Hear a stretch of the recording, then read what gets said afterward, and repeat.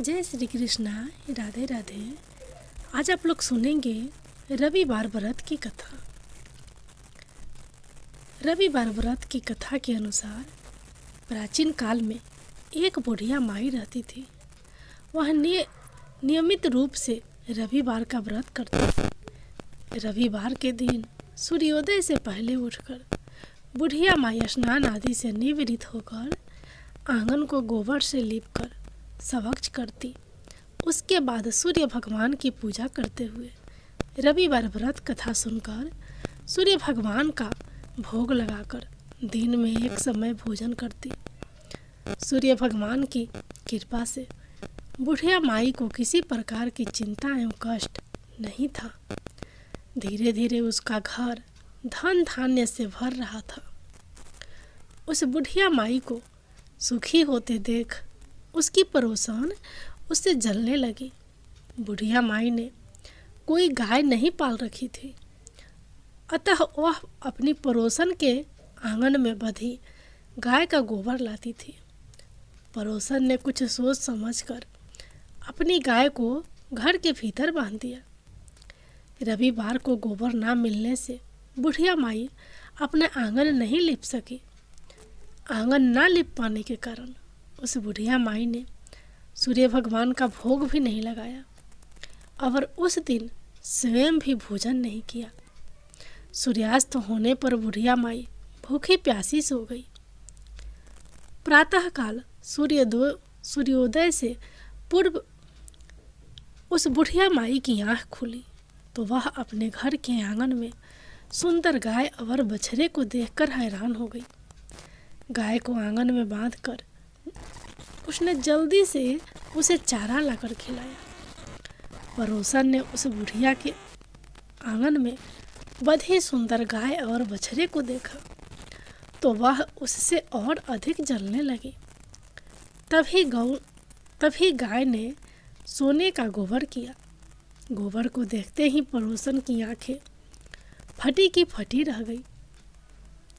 पड़ोसन ने उस बुढ़िया को आसपास ना पाकर तुरंत उस गोबर को उठाया और अपने घर ले गई तथा अपनी गाय का गोबर वहाँ रखाई।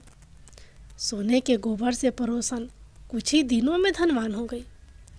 गाय प्रतिदिन सूर्योदय से पहले उठ सोने के गोबर किया करती थी और बुढ़िया के उठने के पहले पड़ोसन उस गोबर को उठा कर ले जाती थी। बहुत दिनों तक बुढ़िया को सोने के गोबर के बारे में कुछ पता ही नहीं चला।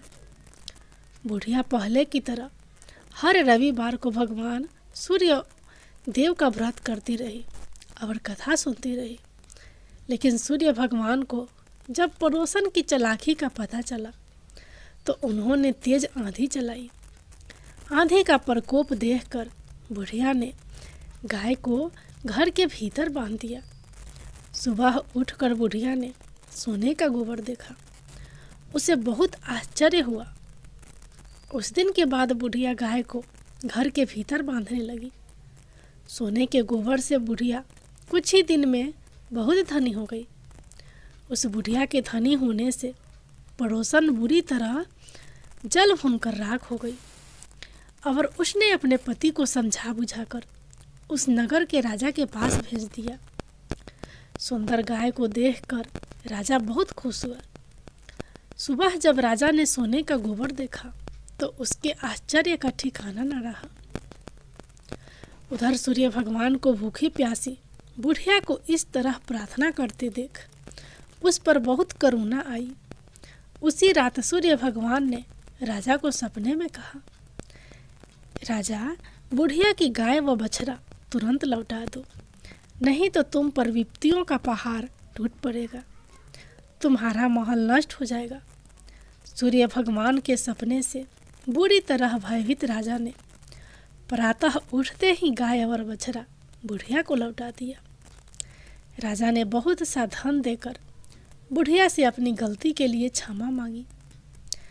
राजा ने पड़ोसन और उसके पति को उनकी इस दृष्टता के लिए दंड दिया।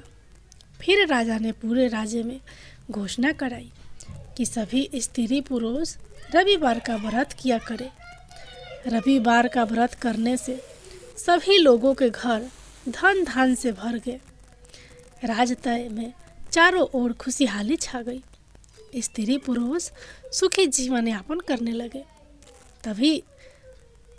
तथा सभी लोगों के शारीरिक कष्ट भी दूर हो गए। सूर्य भगवान की जय।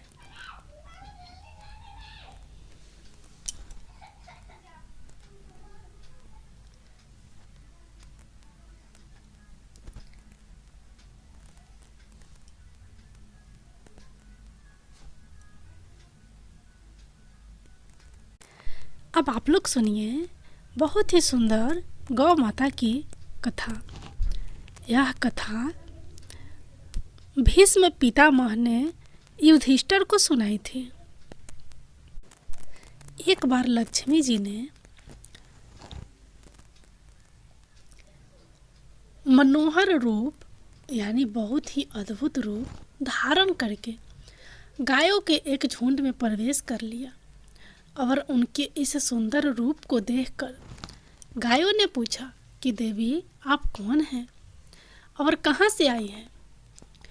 गायों ने भी कहा कि आप पृथ्वी की अनुपम सुंदरी लग रही हो। तब गायों ने एकदम से कहा कि सच सच बताओ, आखिर तुम कौन हो और तुम्हें कहाँ जाना है। तब लक्ष्मी जी ने विनम्रता से गायों से कहा कि तुम्हारा कल्याण हो। असल में मैं इस जगत में अर्थात संसार में लक्ष्मी के नाम से प्रसिद्ध हूँ और सारा जगत मेरी कामना करता है, मुझे ही पाना चाहता है। मैंने दैत्यों को छोड़ दिया था और इसलिए वे सदा के लिए नष्ट हो गए। इतना ही नहीं, मेरे आश्चर्य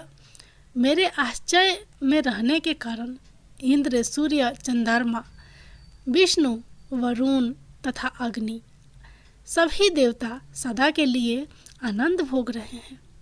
इसके बाद माँ लक्ष्मी ने कहा कि जिनके शरीर में मैं प्रवेश नहीं करती वे सदैव नष्ट हो जाते हैं और अब मैं तुम्हारे शरीर में ही निवास करना चाहती हूँ। लेकिन इसके बाद भी कथा अभी खत्म नहीं हुई, क्योंकि गायों ने अब तक माँ लक्ष्मी को अपनाया नहीं था। गायों ने क्यों किया माँ लक्ष्मी जी का त्याग? देवी लक्ष्मी की इन बातों को सुनने के बाद गायों ने कहा कि तुम बड़ी चंचल हो, इसलिए कभी कहीं भी नहीं ठहरती हो। इसके अलावा तुम्हारा बहुतों के साथ भी एक सा ही संबंध है, इसलिए हमें तुम्हारी इच्छा नहीं है। तुम्हारी जहाँ भी इच्छा हो तुम चली जाओ।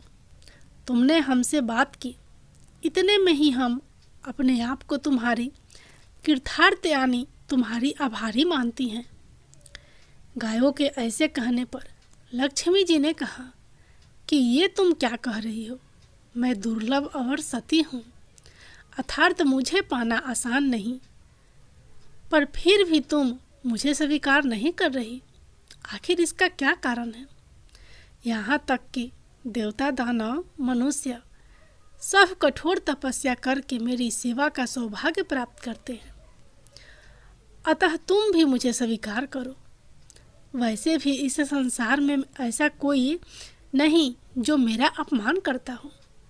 ये सब सुनकर गायों ने कहा कि हम तुम्हारा अपमान या अनादर नहीं कर रही, केवल तुम्हारा त्याग कर रही हैं, और वह भी सिर्फ इसलिए क्योंकि तुम्हारा मन बहुत चंचल है। तुम कहीं भी जम कर नहीं रहती, अर्थात एक स्थान पर नहीं रुक सकती, इसलिए अब बातचीत करने से कोई लाभ नहीं। तो तुम जहाँ जाना चाहती हो जा सकती हो।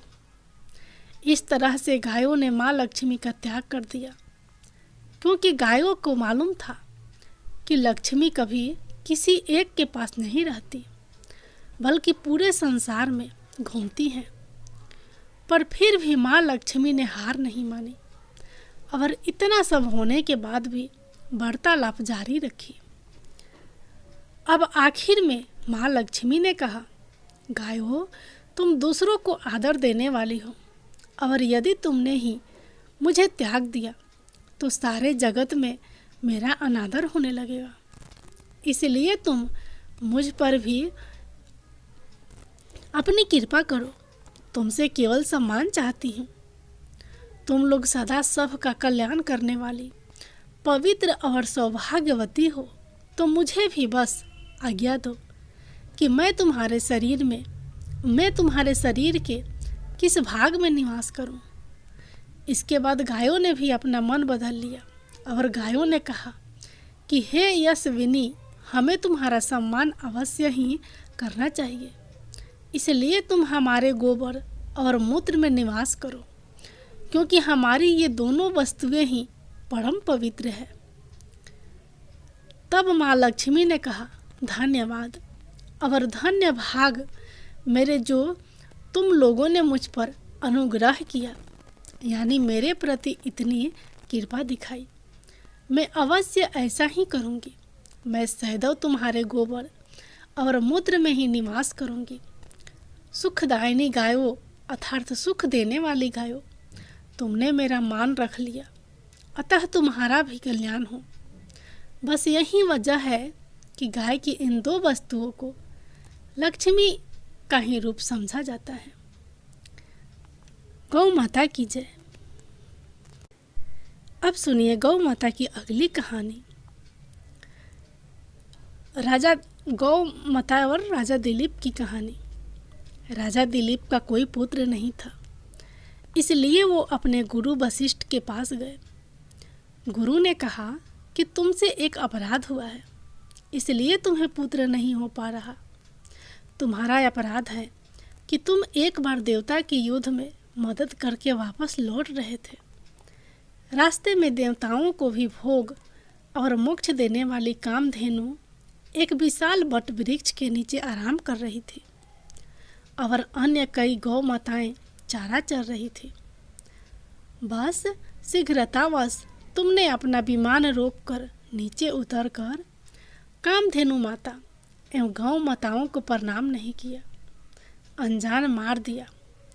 जबकि रास्ते में कहीं भी गौवंश दिखे, उनको राह देते हुए दाएं होकर प्रणाम करना चाहिए। ये बात तुम्हें भी गुरुजनों ने पूर्व में बताई थी।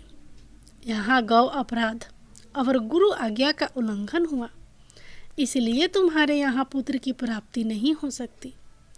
जरा सोचो, हम तो कभी प्रणाम नहीं करते, क्या हमारे पुत्र होंगे? आजकल पुत्र कहाँ पैदा हो रहे हैं? आजकल तो लड़के पैदा हो रहे हैं। जो हमेशा माँ बाप से लड़ाई करे वो लड़का। महाराजा दिलीप गुरुजी के पास जाकर रोने लगे। गुरुजी, कोई तो उपाय होगा। गुरु वशिष्ठ ने कहा, जा ये नंदिनी गौ माता को ले जा, और इस नंदिनी गौ माता की संतुष्ट होते ही पुत्र रतन की प्राप्ति हो सकती है। नंदिनी गौ माता ही कामधेनु गाय की पुत्री थी। अब तुम्हें पुत्र केवल गौ माता दे सकती है। राजा दिलीप ने नंदिनी गौ माता की बहुत सेवा की। जब गौ माता चले तो वो भी चलते थे, जब गौ माता खाए तभी वो खाते थे। एक दिन गौ माता ने दिलीप राजा की परीक्षा करनी चाहिए। जैसे ही प्रकृति का सौंदर्य निहारते रहा, दिलीप की दृष्टि फिरी। नंदिनी गौ माता गुफा में चली गई। उस गुफा में एक शेर था।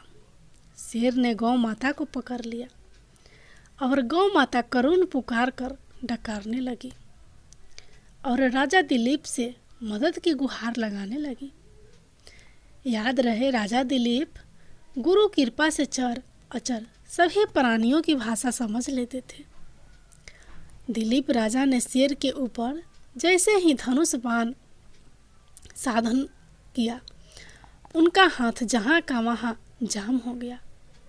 वे निशक्त हो गए, क्योंकि यह सब खेल नंदिनी गाय का था। गाय का एक रूप भगवती दुर्गा भी है। वहीं देव, दानव, यक्ष, किन्नर और मानवों को शक्ति प्रदान करती है। यहाँ तक कि भगवान शिव की पराशक्ति भी यह गौ माता ही है। जब हाथ जकड़ गया, राजा दिलीप मुंह से चिल्लाए, मेरे गुरु जी की गौ माता को छोड़ दो और बदले में मुझे खा जाओ, मुझे कोई दुख नहीं होगा। मगर हे सिंहराज, आपने इस नंदनी गाय को आघात पहुंचाया तो मैं जीते जी भी मारा जाऊंगा, जीते जी भी मरा ही समझो। शेर ने कहा कि अरे तू तो एक राजा है, मुझे गाय को खाने दे और वशिष्ठ जी को इस गाय के बदले दूसरी 1000 गाय दे देना। क्यों ऐसी बेवकूफ़ी कर रहा है? दिलीप ने कहा, नहीं, ये गौ माता को छोड़ दे और मुझे खा ले। बस मैं और कुछ नहीं जानता। बस गौ माता हमसे इतना प्यार चाहती हैं। और गौ माता ने राजा से कहा कि बस मैं तुमसे प्रसन्न हूँ, मैं तो तुम्हारी परीक्षा ले रही थी। ऐसा कहकर गौ माता ने अपना समस्त वैभव राजा को दिखा दिया और राजा ने कहा कि मुझे पुत्र चाहिए। और गौ माता की कृपा से दिलीप राजा ने रघु जैसा पुत्र प्राप्त किया, जिनके नाम पर ही आगे रघुवंश चला। इसी रघुवंश में आगे जाकर स्वयं भगवान राम के रूप में नारायण प्रकट हुए।